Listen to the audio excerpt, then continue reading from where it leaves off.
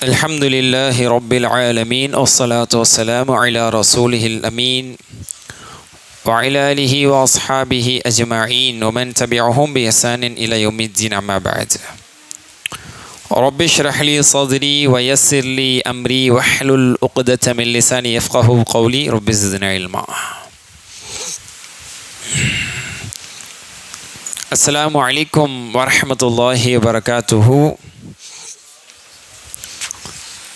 அன்பிற்கு குறித்தான சகோதர சகோதரிகளே, இஸ்லாமிய உடன்பிறப்புகளே, அல்ஹம்துலில்லாஹ், அல்லாஹ்வின் அருளால் அல்லாஹ் சுப்ஹானஹு வ தஆலா திரும்பவும் நம்மை இந்த ரமதானுடைய புனிதமிக்க இந்த இரவில் சந்திப்பதற்கான வாய்ப்பை அல்ஹம்துலில்லாஹ் ஏற்படுத்தி தந்திருக்கிறான். அல்லாஹ்வுக்கு எல்லா புகழும். அன்பிற்கு குறித்தான சகோதர சகோதரிகளே,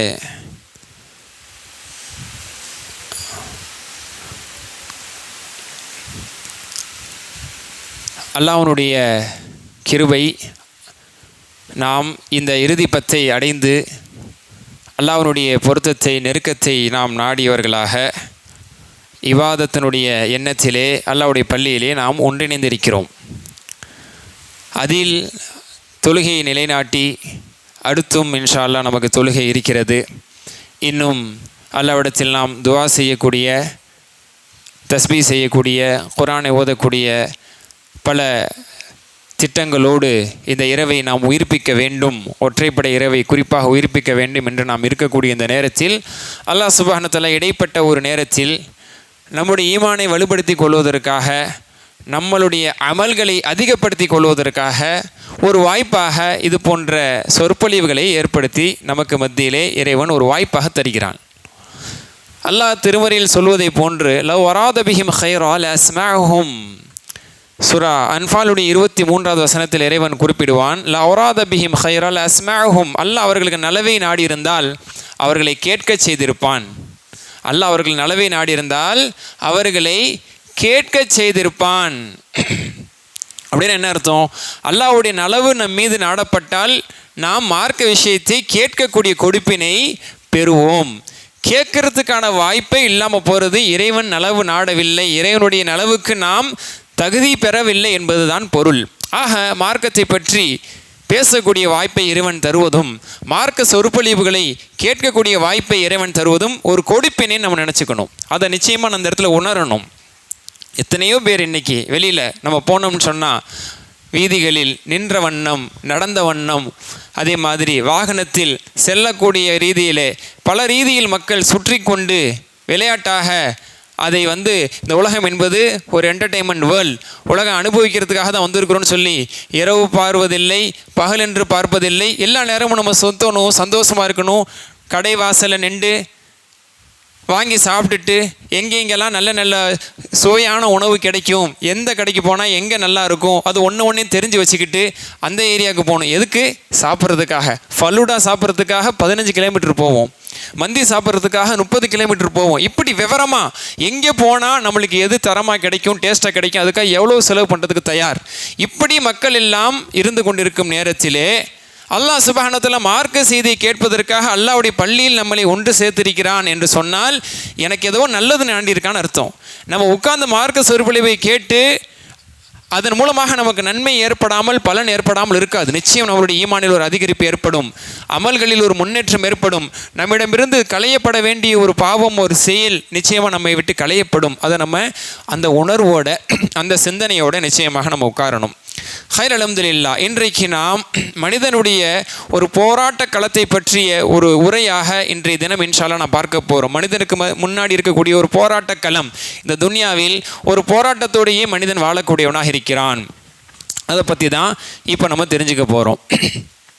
மனிதனுடைய போராட்டத்தை பற்றி தெரிந்து கொள்ளும் முன்பு ஒரு முன்னுரையாக ஒரு யதார்த்தத்தை இந்த இடத்துல நம்ம யோசிக்கணும், சிந்திக்கணும். யோசனையோடு இதை நீங்கள் சிந்திச்சு பாருங்களேன். அல்லாஹ் சுப்ஹானஹு வ தஆலா சொர்க்கத்தை எந்த அடிப்படையில் வாக்களிக்கிறான்? சொர்க்கத்தை அல் குர்ஆனிலே வாக்களிக்கும் பொழுது மாஷா அல்லாஹ் இறுதி 2 ரக்காயத்து இங்கே தொழுவக்கூடிய வாய்ப்பு கிடைத்தது. சூரா காஃபிலே மாஷா அல்லாஹ் அல்லாஹ் சொர்க்கத்தை பற்றி நரகத்தை பற்றி மௌத்தின் சந்தர்ப்பங்களை பற்றியெல்லாம் பேசுகிறான். மௌத்தினுடைய தருணம், சொர்க்கவாசிகளுக்கு சொர்க்கம் எப்படிப்பட்டதாக இருக்கிறது, நரகத்தை பற்றியான எச்சரிக்கை, இது எல்லாமே ஆங்காங்கே குர்ஆன் முழுக்க அல்லாஹ் தஆலா சொல்லிக்கிட்டே வர்றான். அல்ஹம்துலில்லாஹ். ஆஹா, அதனுடைய சாராம்சம் என்னன்னா, ஈமான் கொண்டு நல்லமல்கள் செய்தவர்களுக்கு சொர்க்கம். இது எல்லாருக்குமே தெரியும். அந்த நல்லமல்கள் லேசு மாசா செஞ்சால் போதுமா அப்படின்னா இல்லை, அதிகம். யார் அதிகம் அமல்கள் செய்தார்களோ சொர்க்கத்தின் படித்தரத்தில் அதிக அந்தஸ்துக்கு அவர்கள் சொந்தக்காரர்களாக ஆகிறார்கள். இதுவும் தெரியும். அதனால தான் ஏதோ தொழுதேன் வந்தேன் என்ற ரீதியில் சஹாபா பெருமக்கள் இல்லாமல் இன்னும் அதிகம் முயற்சி செஞ்சாங்க. நான் என்ன செய்யணும், ஐயுல் அமாலி அஃப்தல், ஐயுல் அமாலி அஹப் இல்லல்லா. சஹாபாக்கள் ரசூல்லா கிட்ட கேட்டுகிட்டே இருப்பாங்க, இஸ்லாத்தில் சிறந்த செயல் எது, அல்லாஹ்வுக்கு பிடித்தமான செயல் எது, ஏன் இதை செஞ்சு செஞ்சு செஞ்சு சொர்க்கத்தினுடைய அந்தஸ்துக்கு போகணுங்கிறது அவங்களுடைய எதிர்பார்ப்பு, ஆசை. அதனால் ரசூல்லா கிட்ட கேட்டு செய்வாங்க. 35 மார்க் வாங்கினா போதுன்னு ஒரு படிக்கிற பையன் நினைக்க மாட்டான். வாழ்க்கையில் முன்னுக்கு வரணும், நான் நினச்ச துறைக்கு நான் போகணும், ஒரு சிறந்த இன்ஜினியராக டாக்டராக நான் ஒரு பெரிய பட்டதாரி ஆகணும்னு நினைக்கிறவன் 35 மார்க் எடுத்து பாஸ் ஆன போது நினைக்க மாட்டான். கெட்டிக்காரத்தனமா இருப்பான். 1 மார்க் குறைஞ்சா கூட உட்காந்து அழுதுட்டு இருப்பாங்க. நான் நினைச்சேன் 100க்கு 100 எடுக்கணும்னு நினைச்சேன். ஆனா வாழ்க்கையினுடைய நோக்கமே இல்லாதவர்கள், லட்சியமே இல்லாதவர்கள் 40 மார்க் வாங்கிட்டு என்ன செய்வாங்க, தலையில நிற்பாங்க, சந்தோஷத்தில் குதிப்பாங்க. 5 மார்க் நான் கூட வாங்கிட்டேன். ஏன்னா வாழ்க்கையில் நோக்கம் இல்லை, லட்சியம் இல்லை. என்னமோ நான் செஞ்சுட்டு போகிறேன், என் தாய் தந்தை நான் ரொம்ப கஷ்டப்பட்டு காப்பாற்றணும், அவங்கள நல்ல நிலையில் வைக்கணும்னு எனக்கு அவசியம் கிடையாது, என்னென்னோ நான் இருந்துட்டு போகிறேன் என்று நோக்கம் புரியாதவர்கள் அதை பெருசுபடுத்துவதில்லை. ஆனால் வாழ்க்கையின் நோக்கம் தெரிந்தவர்கள் 1 மதிப்பெண் 2 மதிப்பெண் குறைந்தால் கூட அதை ஜீரணித்துக் கொள்ள முடியாது. சில நேரத்தில் அதை ரீவேல்யூஷன் போடுறது கூட நம்ம முன் வந்துடுவோம். எனக்கு கான்ஃபிடென்ட்டாக நான் சொல்கிறேன், திருத்தின ஒரு தப்பு விட்டுட்டாரு. அந்த அளவுக்கு நமக்கு உணர்வுகளும் விவரங்களும் அறிவும் அந்த விஷயத்தில் இருக்குது. இதே மாதிரி தான் சஹாபாக்கள். மறுமை என்ற விஷயம் என்று வந்துவிட்டால் போனால் போகுது, ஏதோ கிடைச்சதை செய்வோம், வாய்ப்பு கிடைச்சதை செய்வோம், கிடைச்ச நோன்பை நம்ம வைப்போம், கிடைக்கிற வாய்ப்பை பயன்படுத்துவோம், அல்லாவா பார்த்து என்னமாச்சு தரட்டும். அப்படி இல்லை, உசுரை கொடுக்கணுமா வந்து நிற்கிறாங்க, பொருளாதாரத்தை கொடுக்கணுமா கொண்டு வந்து மொத்தத்தையும் கொடுக்குறாங்க. கட்டுப்படுத்தக்கூடிய நிலைமை. இந்த அளவுக்கு நீங்கள் எல்லாரும் போருக்கு வரணும்னு அவசியம் இல்லை அப்படின்னு சொல்லக்கூடிய நிலைமை. தொழுகையில் நீங்கள் இந்த அளவுக்கு எல்லா நேரத்தையும் செலவு பண்ணணுங்கிற அவசியம் இல்லை அப்படி சொல்லக்கூடிய நிலைமை. உங்கள் குடும்ப மனைவி மக்களுக்குன்று என்ற சில பொறுப்புகள் இருக்குது, அதையும் நீங்கள் பாருங்கன்னு சொல்லக்கூடிய நிலைமை. எல்லாத்தையும் கொண்டு வந்து செலவு செய்யும் பொழுது உங்கள் குடும்பத்துக்காக சந்ததிகளுக்காக வைங்க, அல்லாஹ்வுடைய பாதையில் எல்லாத்துக்கும் கொடுக்கணும்னு அவசியம் இல்லை என்று அவர்களை கட்டுப்படுத்தக்கூடிய நிலைமை தான் தொழுகையிலும் அவர்களுடைய தான தர்மத்திலும் அவர்களுடைய ஜிஹாதிலும் எல்லா சந்தர்ப்பத்திலும் இருந்தது. இப்னு உமர் ரலியல்லாஹு அவர்கள் 13 வயசுல பத்ருக்கு வருவேன் நிற்கிறாங்க, நீ சின்ன பையன் போங்கிறாங்க. அடுத்த வருஷம் 14 வயசுல உஹது போருக்கு வருவேன் நிற்கிறாங்க, இன்னும் உனக்கு அதற்கான வயது வரவில்லை என்று சொன்னதுக்கு அப்புறம் எனக்கு 15 வயசு ஆயிடுச்சு, நான் அகல் போருக்கு வருவேன்னு வந்து நின்றாங்க.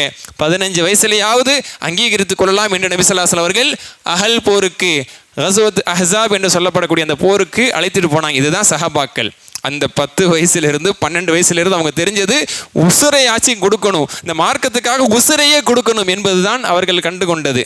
இந்த செய்தி எதுக்கு சொல்ல ஆரம்பித்தோம்னா, அப்போது அமல் என்பது லேசு மாசா செய்தால் பத்தாது, நிறைய செய்யணுங்கிறது நமக்கு சஹாபாக்களுடைய வாழ்க்கையிலிருந்து முன்னுதாரணம் இருக்குது. நபிமார்களை பற்றி அல்லாஹ் தஆலா அப்படி தான் சொல்கிறான். அவர்கள் ஏதோ கிடைத்த நேரத்தை பயன்படுத்தியவர்கள் அல்ல, அவர்கள் நன்மையான விஷயங்கள் இன்னஹும் கான யுசாரியூன ஃபில் ஹைராத். நபிமார்களின் பண்பு நன்மைகளிலே ஒருவருக்கொருவர் முந்தி செல்பவர்களாக அவர்கள் இருந்தார்கள். நபிமார்களுடைய பண்பு ஏதோ ஒரு இபாதத் செய்வோம், நம்ம நபியாக்கப்பட்டுட்டோம், எப்படி சொர்க்க நிச்சயம் அப்படிங்கிறதுக்காக கடமையை செஞ்சுட்டு தூதுத்துவ பிரச்சாரத்தை தாவா பணியை செஞ்சுட்டு உட்கார்ந்துட்டாங்களாம் கிடையாது. அமலில் வீரியமாக இருப்பாங்க, அதிகம் நன்மை செய்வாங்க, முனைந்தவர்கள் செயல்படக்கூடியவர்களாக இருந்தார்கள் அல்லாஹ் தஆலா சொல்கிறான். திரும்ப விஷயத்துக்கு வாங்க. அப்போ இதனுடைய கருத்து என்னென்னா, அமலை அதிகமாக செஞ்சாதான் சொர்க்கத்தினுடைய உயர்ந்த அந்தஸ்துக்கு போக முடியும். அந்த புரிதலுக்கு நம்ம வர முடியுதுல. ஈமானோடு ஒரு கொஞ்சமான அமலை செஞ்சோம்னா இன்ஷா அல்லாஹ் சொர்க்கம் கிடைக்கலாம், உயர்ந்த சொர்க்கத்தை எதிர்பார்க்க முடியாது. 35 மார்க் வாங்கினதுக்காக காலேஜில் சீட்டு கிடைக்காதா? ஏன் கிடைக்காது? ஏதோ ஒரு காலேஜில் ஏதோ ஒரு படிப்பில் கிடைக்கும். ஆனால் நல்ல படிப்பு வேணும், நல்ல கோர்ஸ் வேணும்னா அந்த கட் ஆஃப் வேணும். 1/2 மார்க்கில் போயிடுச்சு ராஜா என்று சொல்லக்கூடிய நிலைமை நம்ம என்ன செய்கிறோம் இன்றைக்கி பார்க்குறோம். அந்த மாதிரி தான் சொர்க்க விஷயத்தில் கெட்டிக்காரர்களாக சஹாபா பெருமக்கள் இருந்தார்கள். அப்போது அது சாமானியமான ஒரு விஷயம் அல்ல. ஜஸாஅம் பிமா கானூ யஅமலூன் குர்ஆன்ல சொல்றான், அவர்கள் அமல் செய்ததனுடைய விளைவு, அதற்கான கூலி. அந்த அமல் விழுந்து விழுந்து செஞ்சாங்களே, நின்று வணங்கினார்களே, கால்வலி தெரியவில்லை தஹஜத்தின் போது, தாகம் தெரியவில்லை அவர்கள் நோம்பின் போது, சிரமம் தெரியவில்லை அவர்கள் வெயில் காலத்தில் வைத்த நோம்பின் போதும், வெட்டுப்பட்டதனுடைய வழி அவர்களுக்கு தெரியவில்லை ஜிஹாதில் கலந்து கொண்ட போது, இப்படி அல்லாஹ்வுக்காக வேண்டி போராடி போராடி நல்ல அமல்களை செஞ்சாங்களே, இதெல்லாம் சேர்த்து வச்சு இன்னல்லாஹ லா யுதியு அஜ்ரல் முஹ்சினீன், இப்படி நல்ல அமல்கள் செய்யக்கூடியவங்களுக்கு கூலி அல்லாஹ் வீணாக்க மாட்டான், பத்திரப்படுத்தி வச்சிருக்கிறான். மிஸ்கால தர்றா, ஒரு இம்மி அளவு கூட நான் வீணாக்கிற மாட்டேங்கிறான். அப்படி அல்லாஹ் தஆலா பாதுகாக்கிறான். சுப்ஹானல்லாஹ். அப்போ அமலில் உன்னதமான அமல்கள் செய்தவர்களுக்கு உன்னதமான சொர்க்கம். இது யதார்த்தம். இப்போ ஒரு விஷயத்தை இப்போ யோசிங்க. நான் ஆரம்பத்திலே சொன்னேன், ஒரு கான்செப்ட், அதை நம்ம சிந்திக்கணும். உணர்வு, அது ஒரு பாடம் படிப்பினை கண்ணோட்டத்தோடு அதை நம்ம சிந்திக்கணும். இப்போ அமலில் பெருமளவில் அமல் செய்யக்கூடியவங்களுக்கு சொர்க்கம், அதிலும் அதிகம் அமல் செய்யக்கூடியவங்களுக்கு ஜன்னத்துல் ஃபிர்தோஸ். சூரத்துல் முஃமினீன் ஒரு சூரா இருக்கும், கத் அஃப்லஹல் முஃமினீன் கத் அஃப்லஹல் முஃமினூன் என்று அல்லாஹ் ஒரு சூரா ஆரம்பிக்கிறான். மூமின்கள் வெற்றி அடைந்து விட்டார்கள், பண்புகள் அடுக்கிறான். தொழுகையில் உள்ளச்சத்தோடு நிற்பாங்க, ஜக்காத் கொடுப்பாங்க, வீணான விஷயத்தை கூட அவங்க கலந்துக்க மாட்டாங்க. வல்லதீன ஹும் அனில் லஹ்வி முஅரிதூன், வீணான விஷயத்தை அவர்கள் ஈடுபட மாட்டாங்கன்னு அல்லாஹ் தஆலா சொல்லலை. வீணான விஷயத்தை விட்டு புறக்கணிப்பார்கள், அதை ஓரமாக நின்று கூட பார்க்க மாட்டாங்க. மூமின்களுடைய பண்பு என்று அல்லாஹ் தஆலா வர்ணிக்கிறான். அவர்கள் விபச்சாரத்தை விட்டு விலகி இருப்பார்கள், அதே மாதிரி அமானிதத்தை பேணுவார்கள், ஜக்காத்தை கொடுப்பார்கள், தொழுவார்கள்னு சொல்ல மாட்டாங்க. அங்கே கூட எடுத்து பாருங்க, தொழுகையில் உள்ளச்சத்தோடு நிற்பார்கள். அந்த 35 மார்க் வாங்குறவங்க கிடையாது, அவங்க தொழுறதுல 100க்கு 100 உள்ளச்சத்தோடு தொழுவாங்க. குவாலிட்டி ஆஃப் பிரேயர் அல்லாஹ் தஆலா இங்கே சொல்கிறான். குவாலிட்டி ஆஃப் சலாவ சொல்லலாம். தொழுகையினுடைய தரம் எப்படி இருக்குன்னா, உள்ளச்சது வல்லதீன ஹும் ஃபீ ஸலாத்திஹிம் ஹாஷிஊன். அப்புறம் கடைசியாக சொல்லுவான், வல்லதீன ஹும் அலா ஸலவாத்திஹிம் யுஹாஃபிதூன், எல்லா தொழுகையும் பேணி பேணி பாதுகாப்பவர்களாக இருப்பாங்க. வாரத்துக்கு ஒரு முறை நானும் முஸ்லீம் தானே அடையாளம் காட்டுட்டு போகிறவங்க கிடையாது. ஜும்மாக்கு நானும் வந்துட்டு நானும் பாய் தானே சொல்லிட்டு போகிறவங்க கிடையாது. பேணி தொழுவார்கள், 5 நேர தொழுகை எல்லா கடமை நிறைவேற்றுவார்கள் அல்லாஹ் தஆலா சொல்கிறான். அப்போது அவங்களெல்லாம் சொல்லிட்டு தான் உலாயிக ஹுமுல் வாரிசுன்னு சொல்கிறான். இவங்க தான் வாரிசுதாரர்கள். பிள்ளைய வாரிசுன்னு சொல்கிறோம்ல, அத்தாக்கு பிள்ளை எப்போ வாரிசு? உண்மையான மகனாக இருந்தாருன்னா வாரிசு. உண்மையான பிள்ளையாக இருந்தால் தானே வாரிசு. சும்மா பேருக்காக வரும்போது போகும்போது வாங்கத்தா போங்கத்தான்னு பள்ளிக்கு வரும்போது ஒருத்தர் முகப்பத்தில் சொல்கிறாரு, மௌத்தா போயிட்டார், போய் சொத்து கேட்க முடியுமா? உங்கள் அத்தாவை நானும் அத்தா அத்தான்னு தான் சொல்லுவேன், சொத்து தாங்கன்னு சொல்ல முடியுமா? இல்லை. பேருக்கு சொன்னால் அத்தாவை ஆயிட முடியாது, அவர் பேருக்கு மவனேன்னு சொன்னார் பிள்ளை ஆயிட முடியாது. எப்படி அதற்கான உரிமை படைத்தவராக அவர்கள் இருக்க வேண்டுமோ, அதே மாதிரி இந்த ஜன்னத்துல் ஃபிர்தௌஸுக்கான உண்மையான வாரிசுகள், அசல் வாரிசுகள், இந்த குவாலிட்டி இந்த பண்புகள் எல்லாம் உள்ளவர்கள் அல்லாஹ் குர்ஆன்ல சொல்கிறான். அப்போ ஜன்னத்துல் ஃபிர்தௌஸ் அப்படிங்கிறத நீங்கள் சும்மா அடைஞ்சிட்டு போயிடலாம் அல்லாஹ் தஆலா சொல்லலை. இவ்வளவையும் செஞ்சீங்கன்னா தான் ஜன்னத்துல் ஃபிர்தௌஸ். அப்போ அல்லாஹ்விடத்திலே அமலை அதிகமாக செய்து தான் அதை ஆதரவு வைக்க முடியும். சுப்ஹானல்லாஹ். இப்போ யோசிங்க, அல்லாஹ்விடத்தில் அதிகமான அமல்களை செய்து சொர்க்கத்தை ஆதரவு வைக்க முடியும் என்று சொல்லும் பட்சத்திலே வானவர்களை யோசிச்சு பாருங்க. அல் மலாயிகா, அல்லாவை எப்படி இபாதத் செய்வாங்கங்கிறீங்க? எத்தனை இடங்களில் குர்ஆனில் வருது. அல்லாஹ்வுடைய கட்டளைகளை செய்வதற்காகவே அவங்க படைக்கப்பட்டவங்க. அல்லாஹ்வை யுஸப்பிஹூனஹு, அல்லாஹ்வை புகழ்ந்துக்கிட்டே இருப்பாங்க, தஸ்பீ செஞ்சுட்டே இருப்பாங்க. வயஸ்தக்ஃபிரு லிமா ஃபில் அர்த், பூமியில் இருக்கக்கூடிய மூமின்களுக்காக பாவ மன்னிப்பு கேட்டுகிட்டே இருப்பாங்க. அல்லாஹ்வுடைய அர்ஷை சுற்றி வலம் வந்து கொண்டே இருப்பார்கள். அல்லாஹ்வை பயந்து அஞ்சு நடுங்கி கொண்டே இருப்பார்கள். தக்வா அவங்கள்ட்ட இருக்கும், இறையச்சம், தக்வா இருக்குங்கிறான். தொழுகை இருக்கு, தஸ்பீஹ் இருக்கு, இஸ்திக்ஃபார் இருக்கு, அதே போன்று இபாதத் இருக்கிறது. தவாஃப் செய்வார்கள், காபத்துல்லாவை சுற்றி தவாஃப் செய்வார்கள். குர்ஆன் ஓதப்படக்கூடிய மஜ்லிஸிலே அமர்ந்து குர்ஆனுடைய வசனங்களை கேட்பார்கள். இது போன்ற அவைகளிலே அமர்ந்திருப்பார்கள். பள்ளி வாயில்களில் அல்லாஹ்வை பற்றி பேசக்கூடிய இடத்துல கண்ணுக்கு தெரிய மாட்டாங்க, இருப்பாங்க. இந்த அமல்கள் அவங்களும் கலந்துக்கிறாங்க, நம்மளுக்காக பாவ மன்னிப்பு கேட்குறாங்க. வாழ்நாள் முழுக்க படைக்கப்பட்டதிலிருந்து இபாதத்து மட்டுமே. சரி, ஒரு பக்கம் இபாதத் செய்கிறாங்க, மாஷா அல்லாஹ், நம்மளும் பள்ளிவாசலுக்குலாம் வந்தால் இபாதத் தான். வெளியே போன நம்ம யார்? இங்கே சுல்தான்களாக இருக்கக்கூடிய எல்லாருமே வெளியே போனதுக்கப்புறம் எல்லாரும் சுல்தான்களாக இருக்கிறது இல்லை, அல்லாஹ் பாதுகாத்தவர்களை தவிர. ஆனால் வானவர்களுக்கு அப்படி ஒரு முகம் இருக்கா?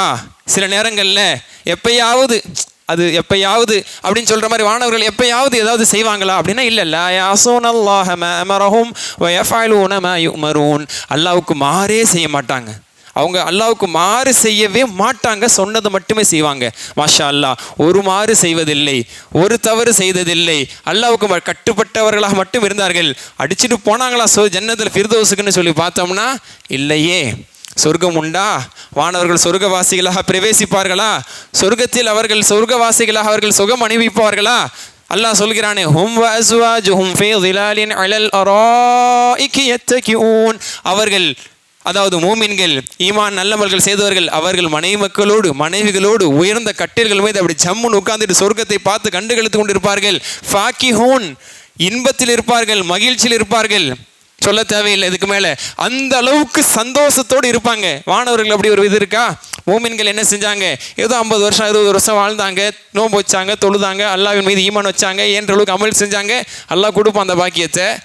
அல்லாஹ் பாதுகாக்கணும். சிலர் தவறு செய்ததின் காரணத்தினால் அவர்கள் தண்டனைக்கு ஆளானாலும் கபரிலோ நாளை மறுமையிலோ பின்னர் அவர்கள் சொர்க்கத்துக்கு வரதான் போகிறாங்க, அனுபவிக்க தான் போகிறாங்க. வானவர்கள் வந்துடுவாங்களா? அப்படி ஏதாவது ஒரு செய்தி இருக்கா? இல்லை. சொர்க்கவாசிகளாக ஆக மாட்டார்கள். சொர்க்கத்தின் காவலாளிகளாக இருப்பார்கள், நரகத்தின் காவலாளிகளாக இருப்பார்கள். அந்த இடத்தில் இறைவனுடைய பணி செய்யக்கூடியவர்களாக இருப்பார்கள், நமக்கான பணிகளை செய்யக்கூடியவர்களாக இருப்பார்கள். நம்மை முகமன் சொல்லி சலாமுன் கௌலம் மிர் ரப்பிர் ரஹீம் இல்லா கீலன் சலாமன் சலாமா சலாம் சொல்லி வரவழைப்பாங்க. அவங்க சொர்க்கவாசிகளாக பிரவேசிப்பார்களான்னு பார்த்தா இல்லை. இபாதத்தில் நம்மளோட 100 மடங்கு சிறந்தவர்கள், அவர்களுக்கு அல்லாஹ் தஆலா சொர்க்க வாழ்க்கை வைக்கல. இதை இந்த இடத்துல நம்ம ஒரு பாயிண்டாக வச்சுக்கிறோங்க. அப்படியே அதுக்கு ஆப்போசிட்டாக, அதுக்கு எதிர்மறையாக சிந்திங்க. கால்நடைகள், அல்லாஹ்வுடைய படைப்பாகிய கால்நடைகள், இவைகளும் பிறந்தன, வாழ்கின்றன நம்மை போன்று. சரியா? சாப்பிடுது, குடிக்குது, மேயுது, போகுது, வருது, இனப்பெருக்கம் செய்யுது, அதுக்குள்ளே குடும்பத்து கூட சந்தோஷமாலாம் இருக்குது. நம்ம கூட சில நேரத்தில் அந்தளவுக்கு பாசமாக இருக்க மாட்டோம். குட்டி மேலே அப்படி பாசம் காட்டும் சார், நம்ம தோற்று போயிடுவோம். அந்த மாதிரி பூனையை நம்ம பார்த்துருப்போம், பல பிராணிகளை பார்த்துருப்போம், பல பறவைகளை பார்த்துருப்போம். அந்த மாதிரி மனுஷன மாதிரி ஒரு வாழ்க்கை வாழ்ந்துட்டு இருக்குது. இன்னும் சொல்லப்போனால் அல்லாஹ் சொல்கிறான், அல்லாவால் படைக்கப்பட்ட எந்த ஒரு படைப்பாக இருந்தாலும் அவை அல்லாவை தஸ்பீஹ் செய்கின்றன. அதுவும் செய்யுது அல்லாவை. அல்லாஹ் தஆலா சொல்லி காட்டுறான், பறவைகள் தஸ்பீஹ் செய்யும். பறவைகள் தஸ்பீஹ் செய்கிறது. யாரோட சேர்ந்து? கேள்விப்பட்டிருப்பீங்க, கேட்கலையே? இல்லை, தாவூத் அலைஹிஸ்ஸலாமோடு சேர்ந்து பறவைகள் தஸ்பீஹ் செய்கிறதுன்னு அல்லாஹ் தஆலா சொல்கிறான். எந்த அளவுக்கு அதனுடைய விரிவுரையை பார்க்க முடியும்னா, தாவூத் அலைஹிஸ்ஸலாம் ஒரு இடத்துல அமைதியான இடத்துல உட்காந்து தஸ்பீஹ் செஞ்சு அப்படியே அவங்க ஜபூரை ஓத ஆரம்பித்து அதில் தஸ்பீஹ் செஞ்சாங்கன்னா போயிட்டு இருக்க பறவைகள் எல்லாம் ஸ்டன்னாகி நின்றும். ஸ்டாச்சு அப்படின்னு பிள்ளைங்க விளையாடுவாங்க, அப்படி நின்றணும். அந்த மாதிரி அந்த பறவைகள் அப்படியே நின்றும். இன்னஹு அவ்வாப், அதே மாதிரி அவர்கள் அல்லாஹ்வின் பக்கம் திரும்பக்கூடியவர்களாக இருந்தார்கள், அல்லாஹ்வை அதிகம் நேசிக்கக்கூடியவர்களாக இருந்தார்கள். அந்த பறவைகள் இவங்க சொல்கிற மாதிரியே திரும்ப சொல்லும். இது 1க்கு 2 இடத்துல குர்ஆன்ல சொல்லி காட்டுறான். மலைகள் கூட தாவூத் அலைஹிஸ்ஸலாம் அவர்களோடு எதிரொலியாக, அதை நம்ம எக்கோன்னு சொல்கிறோம், முழுமையாக அந்த தஸ்பீஹ் அப்படியே திரும்ப சொல்லும் மலைகள். அல் குர்ஆனுடைய வார்த்தை, கட்டுக்கதை இல்லை.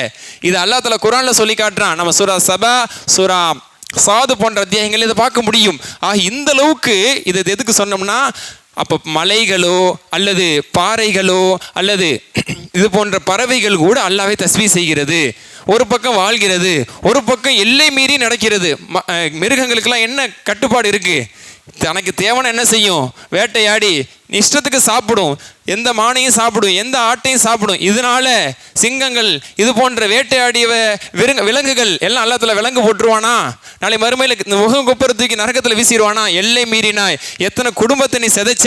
அந்த ஆட்டை இழந்து, அந்த குட்டி இழந்து, அந்த மானை இழந்து அந்த தாய் எவ்வளோ கதர்னிச்சு அழுதுச்சு, கண்ணீர் வெடித்த சம்பவங்கள்லாம் உண்டு. இதெல்லாம் நீ செஞ்ச, அந்த அளவுக்கான மிருகத்தனமாக நடந்துக்கிட்ட, என் பேரே மிருகம் தானே அது சொல்லும். என்ன நீ மிருகமாக தானே படைச்சது சொல்லும். அதுக்கு நரகம் இருக்கா? திரும்ப விஷயத்துக்கு வாங்க. உளுந்து இபாதத் செஞ்சு வாழ்க்கையே இபாதத்தில் கழிச்ச வழக்கமார்கள் சொர்க்கம் போகிறதில்ல. காட்டுத்தனமாக மிருகத்தனமாக வாழ்ந்து தொழுகை நிலைநாட்டாத, இபாதத்து செய்யாத, ஹஜ் உம்ரா செய்யாத, தான தர்மம் செய்யாத கால்நடைகள் நரகத்துக்கும் போகிறதில்ல. ஆக வானவர்களுக்கு அப்படி ஒரு முடிவில்லை, கால்நடைகளுக்கு இப்படி ஒரு முடிவில்லை. இடைப்பட்ட படைப்பாக மனிதனும் ஜின்னும் படைக்கப்பட்டிருக்கிறார்கள். இந்த மனிதனுக்கு சொர்க்கம் உண்டு அல்லது நரகம் உண்டு, இந்த ஜின்னுக்கு சொர்க்கம் உண்டு அல்லது நரகம் உண்டு. இடைப்பட்டவர்கள். ஏன்? நம்மை விட அதிகமான இபாதத் செய்யாதவங்க கூட சொர்க்கத்துக்கு போல. நம்ம இன்ஷா அல்லாஹ் போகிறோம். நம்மை விட மோசமாக நடந்த கால்நடைகள் நரகத்துக்கு போகிறதில்லை. ஆனால் இன்ஷா அல்லாஹ் மனிதர்களும் ஜின்களும் போக இருக்கிறார்கள். குர்ஆனுடைய வாக்குறுதி. அப்போ ஏன் இந்த நிலைக்கு ஆளாக இருக்காங்கன்னு சொன்னால், ஒரு விஷயத்தில் வேறுபடுறோம். வானவர்களை விடவும் கால்நடைகளை விடவும் ஒரு விஷயத்தில் வேறுபடுகிறோம். பகுத்தறிவு, தேர்வு செய்யக்கூடிய அதிகாரம், சூசிங் அத்தாரிட்டி. அது நம்மளுக்கு தந்திருக்கான் அல்லாஹ் சுப்ஹானஹு வ தஆலா. நான் நல்லதையும் செய்யலாம், கெட்டதையும் செய்யலாம், இதுவும் இருக்குது, எனக்கு இதுவும் ஆசையாக இருக்குது, அதுவும் ஆசையாக இருக்குது, எதையாவது ஒன்று தேர்வு செய்யணுங்கிற அந்த போராட்டம். தலைப்புக்கு வாங்க.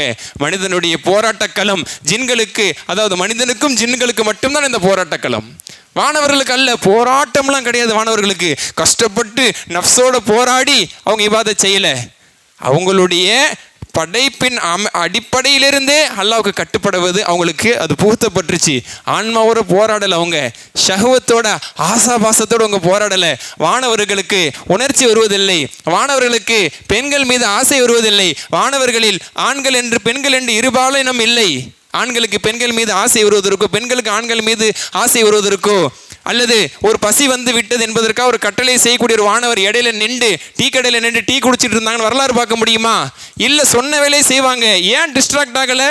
ஏன் எங்கேயாவது ஏதாவது ஓடிட்டு இருக்கும்போது அந்த பாடல்கள் அந்த போன்ற நிகழ்ச்சிகளை நின்று அவங்க ஓரமாக நின்று பார்த்துட்டு இருக்கல? ஏன் அல்லது ஒரு ஹோட்டலில் போய் நின்று அவங்க மூக்கு பிடிக்க சாப்பிட்டுட்டு தூங்கலை? இப்படிப்பட்ட வரலாறு ஏன் பார்க்க முடியல? பசியும் இல்லை, தாகமும் இல்லை, மோகமும் இல்லை, எந்த தேவையும் இல்லை. அவங்க படைக்கப்பட்டதிலிருந்து அப்படியே தான் இருப்பாங்க. அதனால் அவங்கள பெருசாக ஊக்குவிச்சு நீங்கள் பெரிய போராட்ட களத்தோடு வாழ்ந்தீங்க, நஃப்ஸரோடு நீங்கள் போராடினீங்க, பெரிய அளவில் நீங்கள் அல்லாஹ்வுக்காக வேண்டி செய்தீர்கள் என்று சொல்லி அவர்களுக்கு சன்மானமாக சொர்க்கம் கொடுக்க போகப்படுவதில்லை. இதே தான் கால்நடைகளுக்கு அப்படிப்பட்ட ஒரு உணர்வோ அறிவோ தரப்படலை, பகுத்தறிவு தரப்படலை.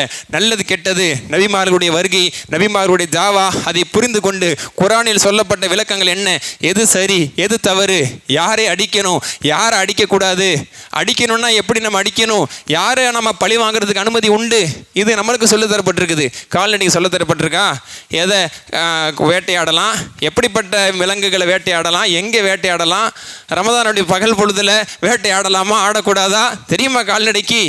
அது இருக்கும் அந்த வாய்ப்பை, அந்த பகுத்தறிவை, அந்த உணர்வை, அந்த ஞானத்தை இறைவன் தரவில்லை. அதுவும் அந்த ஆட்டத்துக்கு வராது. எந்த ஆட்டத்துக்கு வராது? சொர்க்கமா நரகமா ஆட்டத்துக்கே வராது. வானவர்கள் வரமாட்டாங்க. எந்த ஆட்டத்துக்கு வரமாட்டாங்க? சொர்க்கமா நரகமா வரமாட்டாங்க. பகுத்தறிவு வழங்கப்பட்டவன், பிரித்தறியும் ஆற்றல் கொடுக்கப்பட்டவன், அவனுக்கு, அந்த மனிதர்களுக்கும் ஜின்களுக்கும் தான் இந்த களம். இந்த உலகத்தில் சொர்க்கமா நரகமா எதற்கான வழியை தேர்வு செய்கிறாய் என்ற வாய்ப்பை அல்லாஹ் சுப்ஹானஹு வ தஆலா இந்த ரெண்டு படைப்புகளுக்கு மட்டும்தான், இந்த ரெண்டு வர்க்கத்தினருக்கு மட்டும்தான் தந்திருக்கிறான். இன்ன ஹதைனஹு சபீல நிறைய இடத்துல நீங்கள் குர்ஆனில் பார்க்கலாம். அதிகமாக நம்ம கேட்கக்கூடிய ஒரு சூறாவை நான் சொல்கிறேன். சூரத்து தஹர். வெள்ளிக்கிழமை ஃபஜ்ரிலே 2வது ரக்காத்தில் இது ஓதுவது சுன்னா. எல்லா பள்ளிகளிலும் இது கடைபிடிக்கப்படுகிறதா என்று தெரியவில்லை. வெள்ளிக்கிழமை ஜும்மாவினுடைய முதல் ரக்காயத்தில் அலிஃப் லாம் மீம் சஜ்தா ஓதுவதும் 2ஆம் ரக்காயத்தில் சூரத்து தஹர் ஓதுவதும் ரசூலுல்லாஹ்வுடைய சுன்னா. வளமையாக இல்லை என்றாலும் இது கடைபிடிக்கப்பட வேண்டிய ஒரு முக்கியமான ஒரு சுன்னா ஹைர். அந்த சூரா தஹரில் 3வது அல்லது 4வது வசனத்தில் அல்லாஹ் சொல்லுவான், இன்ன ஹதைனஹு சபீல இம்மா ஷாக்கிரன் இம்மா கஃபூரா. மனிதன் அல்லாஹ் தஆலா சொல்லும் பொழுது அது ஜின்னும் அதில் அடங்கும், ஜின்கள் என்று சொல்லும் பொழுது மனிதனும் அதில் அடங்குவான். பொதுவான விஷயங்கள் சொல்லும் பொழுது சில நேரங்களில் மனிதர்களுக்கு மட்டும் தனிப்பட்டது சொல்லப்படுவதும் உண்டு, ஜின்களுக்கு தனிப்பட்ட சொல்லப்படுவது உண்டு. ஆனால் பொதுவாக இபாதத் சார்ந்த, சொர்க்கம் சார்ந்த விஷயத்தை சொல்வதில் மனிதர்களில் ஜின்களும் கட்டுப்படுவார்கள். மூமின்களே என்று அல்லாஹ் தஆலா சொல்லும் பொழுது அதில் எப்படி பெண்களும் கட்டுப்படுறாங்க, அந்த மாதிரி அவங்க கட்டுப்படுவாங்க. அல்லாஹ் சொல்கிறான், இன்ன ஹதைனாஹு சபீல இம்மா ஷாக்கிரன் இம்மா கஃபூரா. மனிதனுக்கு நாம் 2 பாதைகளையும் காண்பித்து விட்டோம். 2 பாதையுமே 2 ways. இம்மா ஷாக்கிரன் இம்மா கஃபூரா. நீ நன்றி உள்ளவனாக நல்ல பாதைக்கு தேர்வு செய்யலாம், அல்லது இறை நிராகரிப்பாளனாக தவறான பாதையை நீ தேர்வு செய்யலாம். ரெண்டுமே எல்லாத்துல காமிச்சிட்டான். நல்லது கெட்டது, ஹலால் ஹராம் என்றைக்குமே இருக்கும். சரியான பாதை தவறான பாதை என்றைக்குமே இருக்கும். வியாபாரம் வட்டி என்றைக்குமே இருக்கும். ஹலாலான குடும்ப வாழ்க்கை விபச்சாரம் என்றைக்குமே இருக்கும். பொறுமையான முறையில் பொருள் ஈட்டக்கூடிய முறை, திருடக்கூடிய முறை என்றைக்குமே 2மே இருக்கும் மனிதனுடைய போராட்ட களம். அப்போது இந்த 2 பாதை, இந்த சரியான பாதைங்கிறது அதனுடைய முடிவு சொர்க்கம். அதில் நம்ம பயணிக்க ஆரம்பித்தோம்னா போய்கிட்டே இருப்போம், பல சோதனைகள் இருக்கலாம், அதனுடைய முடிவு சொர்க்கம். இந்த தவறான பாதை இருக்குல்ல, இதில் போய்கிட்டே இருக்கக்கூடிய மனிதனுடைய முடிவு அது நரகமாக இருக்கும். இந்த 2 வழியை அல்லாஹ் மனிதர்களுக்கும் ஜின்களுக்கும் மட்டும்தான் தந்திருக்கிறதா சொல்கிறான். அதனால தான் இந்த 2 வழியினுடைய போராட்டத்திலே மனிதர்கள் இதையும் சிலர் தேர்வு செய்கிறார்கள், அதையும் சிலர் தேர்வு செய்கிறார்கள். இஸ்லாம் என்பது அவர்கள் எல்லார் முன்பாக முன்வைக்கப்படுது. இஸ்லாம் ஒரு மார்க்கம், சரியான மார்க்கம். யார் எல்லாரும் முன்னாடி முன்வைக்கப்பட்டது? அபூஜஹல் முன்பாக 2 பாதையும் காட்டப்படலை. இது சொர்க்கத்துக்கான பாதை என்ன நபி ஸல்லல்லாஹு அலைஹி வஸல்லம் ஏற்கனவே தாவா செய்யல. அவன் எந்த பாதையை தேர்வு செஞ்சான்? நான் இஸ்லாத்தை ஏற்றுக்கிட்டு ஓம் பக்கத்தில் வந்து இந்த பிலால் ஹப்பாபு அவர் பக்கத்தில் நான் உட்காரணுமா? அந்த மாதிரி என்ன நீ நினைக்கிறியா? நான் ஒரு குறைஷ் குலத்தினுடைய முக்கிய தலைவனாக இருக்கிறேன். அப்போ அந்த மனிதர் முன்பாக காண்பிக்கப்பட்ட போது நல்ல வழியை அவன் தேர்வு செய்ய விரும்பவில்லை.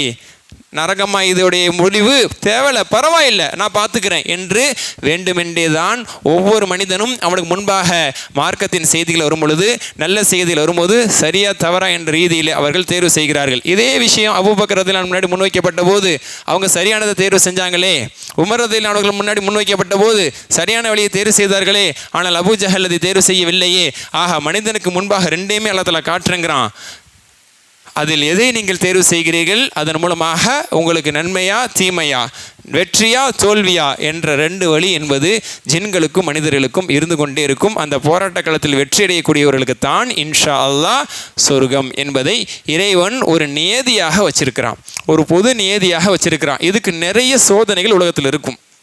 ஒரு உதாரணம், நம்ம ஒரு மனிதன் என்றைக்குமே இப்போ நம்ம முஸ்லீம்கள் நம்மளை வச்சே நம்ம பேசுவோம். இப்போ நம்ம இதை எப்படி எடுத்துக்கிறது? எனது போராட்ட காலத்தில் நான் எப்படி வெற்றி பெறுவது என்ற ரீதியில் பார்க்கும் பொழுது எப்போவுமே நம்மளுக்கு சோதனை இருக்கும்.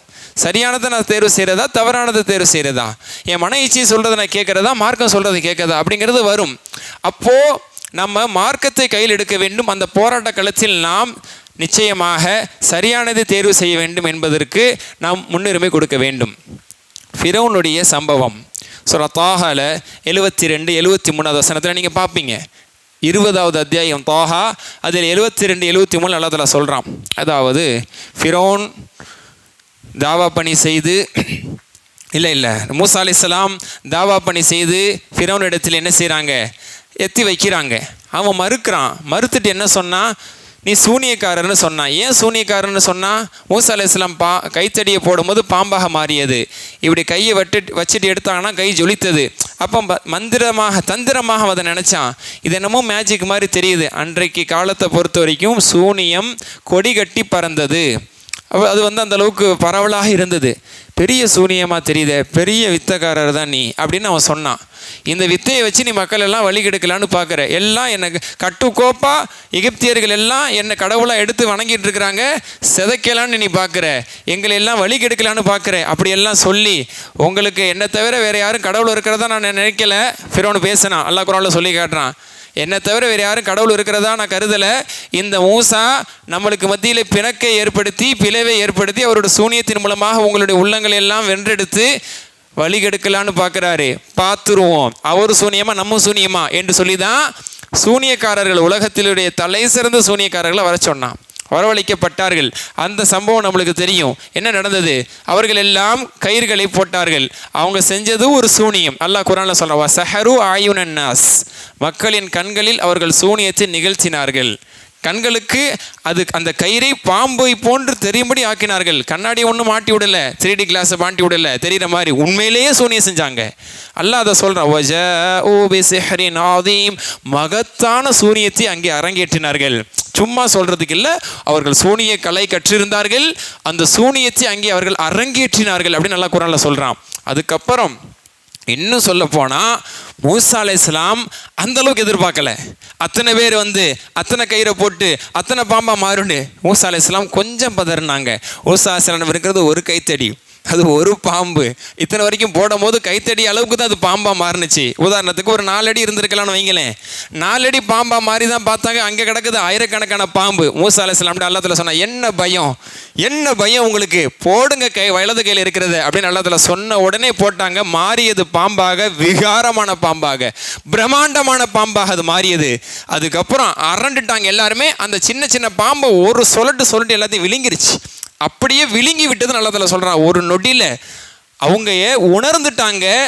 அதாவது யார் போலி ஆட்களாக இருக்கிறாங்களோ அவங்களுக்கு தான் ஒரிஜினல் தெரியும். இந்த போலி பிராண்டு பண்ணுறாங்க பார்த்தீங்களா, அவனுக்கு நம்மளுக்கு தெரியுமோ தெரியாது, அவனுக்கு தெரியும் உண்மையான ஒரிஜினல் எது அப்படிங்கிறது அவனுக்கு தான் தெரியும். ஏன்னா அவன் தான் அதில் திறமை உள்ளவனாக இருந்தால் தான் அவன் என்ன செய்ய முடியும், அதே மாதிரி போலியை தயாரிக்க முடியும். சுப்ஹானல்லாஹ். அவர்கள் வித்தைக்காரர்கள் இல்லை என்று சொல்வதற்கல்ல, சூனியக்காரர்கள், கண்கட்டி வித்தை நிகழ்த்தினார்கள். ஆனால் மூசா அலைஹிஸ்ஸலாம் போட்டதுக்கு அப்புறம் ஃபிரௌன் சொன்னான்ல சூனியக்காரன்னு சொல்லி, ஃபிரௌனை விட இவங்களுக்கு அறிவு அதிகம். இது சூனிய கலையா, சூனியத்தால் செய்ததா, ஒரு சூனியக்காரருடைய ஒரு நிகழ்ச்சியா இதெல்லாம் இல்லை.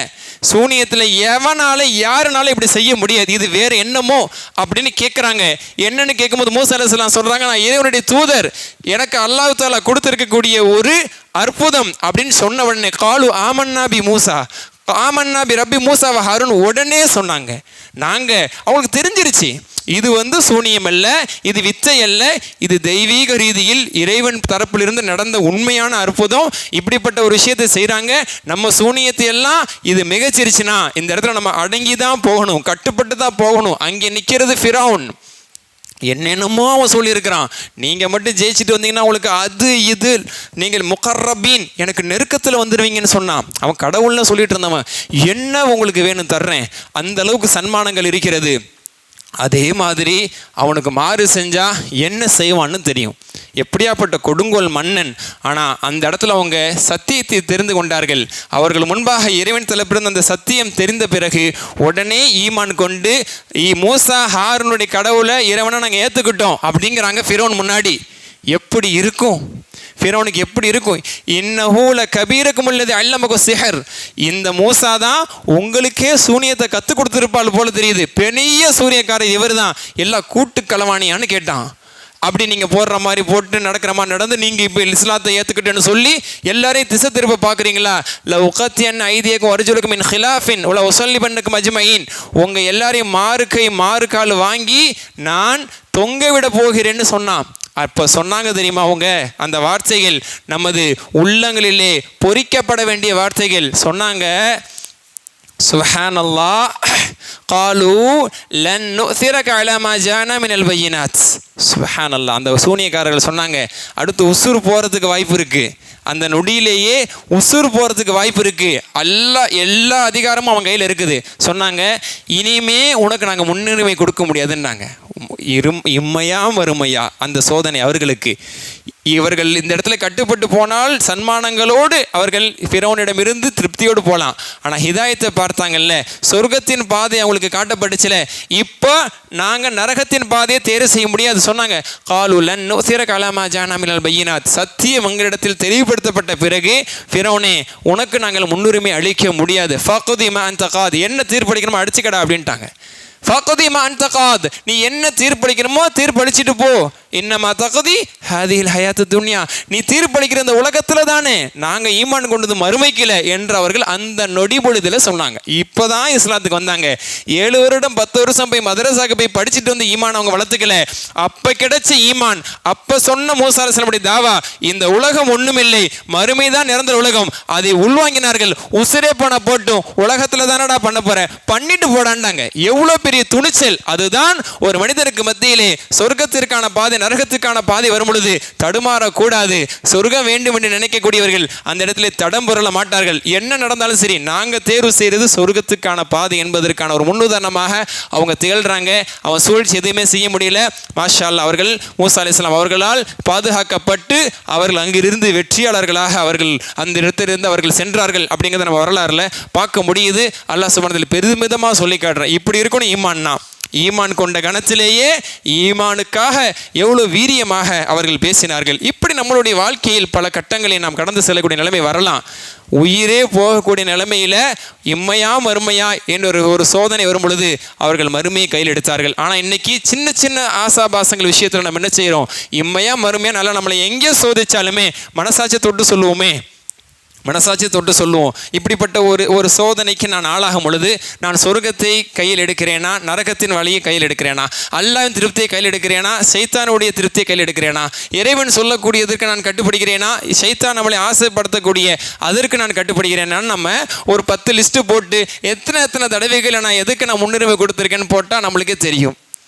எல்லா ரீதியிலையுமே தொழுகை என்ற ஒரு ரீதியில் சோதனை வரும் பொழுது தொழுதுருவோம். ஒரு கட்டம், இப்போ நான் தொழுகிறதா இல்லை இந்த வேலைக்காக போகிறதா, ஒரு முக்கியமான விஷயத்தில் ஈடுபட்டு இருப்போம். ஏதோ ஒரு முக்கியமான விஷயத்தை இன்றைக்கி ஏதாவது ஒன்று பார்த்துட்டு உசுறு போகிற மாதிரி ஃபோனை கையில் வச்சுட்டு இல்லை டிவி முன்னாடி நின்றுட்டு இருப்போம். தலையெழுத்தே மாற போகிற மாதிரி, இன்னும் 5 நிமிஷத்தில் இந்தியாவுடைய தலையெழுத்தே மாற போகிற மாதிரி என்ன செஞ்சுட்டு இருப்போம், ஒரு மேட்சை பார்த்துட்டு இருப்போம். இகாம சொல்லக்கூடிய நேரம் நம்மளுக்கு தெரியும். இதுதான் சோதனை. உனக்கு சொர்க்கத்துக்கான அழைப்பு இங்கே சொல்லப்படுது. அது காமத்து சலா ஹையால சலா, வெற்றியின் பக்கம் வா. அங்கே யார் வெற்றியின் பக்கம் கூப்பிட்றா? வெற்றி அடைஞ்சு கேப்பை தூக்கிட்டு எல்லாம் கப்பை தூக்கிட்டு போயிடுவாங்க, சொர்க்கத்துக்கு கூட்டிகிட்டு போயிடுவாங்களா?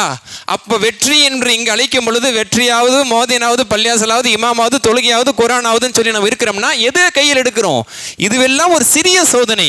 இந்த இடத்தில் கூட துன்யாச்சி தூக்கி போட்டுட்டு வந்து அப்புறமா கூட நினச்சா அதை பார்க்கலாம். ஆனால் அப்புறமா பார்த்தாலும் இப்போ பார்த்த மாதிரி வருமா, நான் லைவ்ல பார்த்த மாதிரி வருமா என்ற ரீதியில் நமக்கு இது ஒரு சோதனையாக இருக்குது. இதெல்லாம் ஒரு சோதனைன்னு சொல்றதுக்கு உப்புச்சப்பு இல்லாததான்.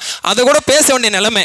இதெல்லாம் சோதனைன்னு பேசுகிற அளவுக்கான நிலைமையாக போச்சு. இது ஒரு சோதனையே கிடையாது. ஆனால் இதில் கூட நம்மளால பள்ளிக்கு வந்து நிற்க முடியலை.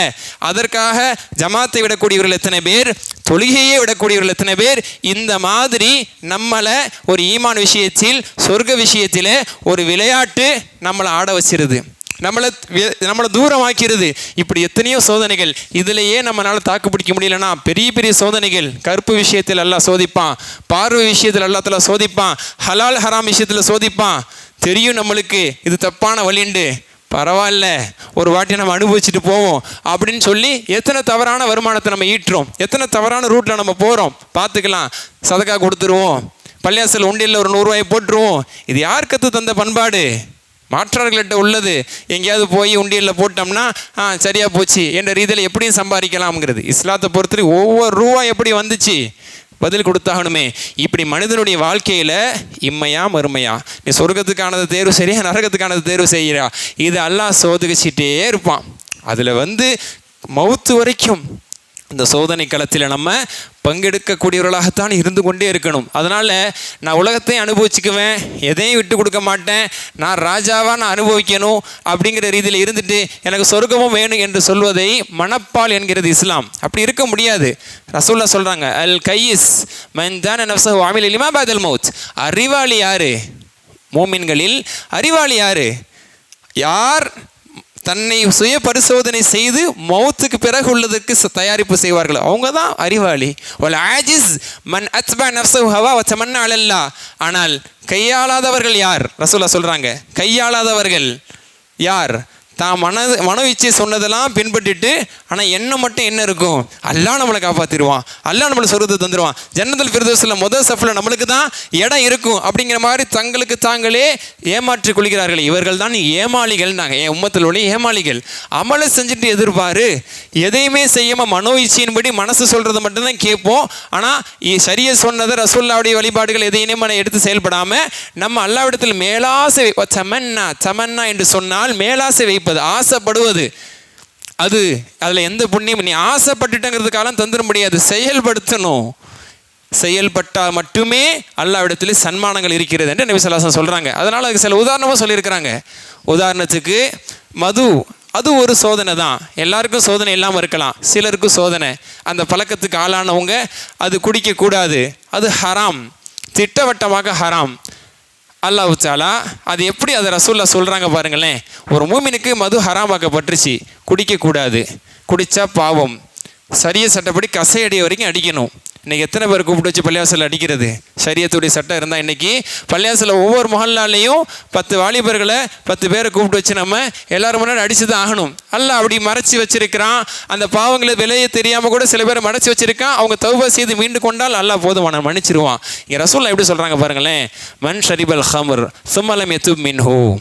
யார் மது பழக்கத்துக்கு ஆளாகி அதை விட்டு திருந்தவில்லையோ, மது பழக்கத்துக்கே ஆளாக மாட்டாங்கன்னு ரசூலுல்லாஹ் சொல்லலை. யதார்த்தமான மார்க்கத்தை பொறுத்த வரைக்கும் என் உம்மத்தில் யாரும் சாரையும் குடிக்கவே மாட்டாங்கன்னு ரசூலுல்லாஹ் சொல்லலை. குடிச்சிருக்கலாம், அந்த பழக்கத்துக்கு ஆளாக இருக்கலாம், உள்ள முன்னாடி அவங்க அறியாமையில் நடந்திருக்கலாம்.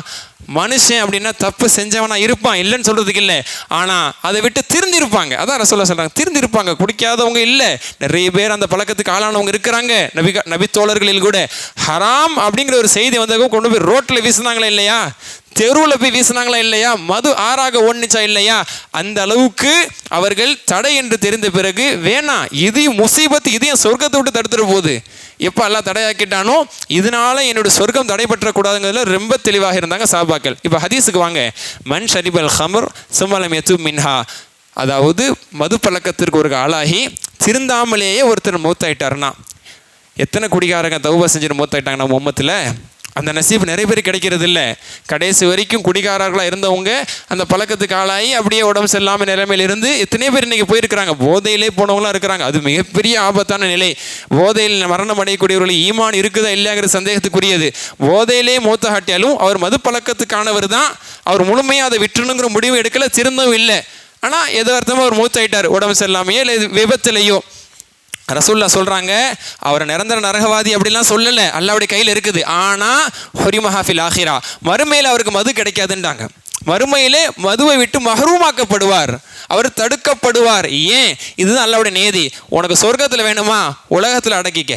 சொர்க்கத்தில் வேணுமா, உலகத்தினை நீ தவிர்த்துக்க. நான் உலகத்துலேயும் குடிகாரனாக இருப்பேன், நான் மறுமையிலே நான் மது ஆற்றில் நான் குளிப்பேன்னு சொல்ல முடியாது. சூரா முஹம்மது அல்லாஹ் தஆலா சொல்கிறான், மின் ஹம்ரி லஸத்தில் ஷாரிபின் வ அன்ஹாரு மின் ஹம்ரி லஸத்தில் ஷாரிபின்.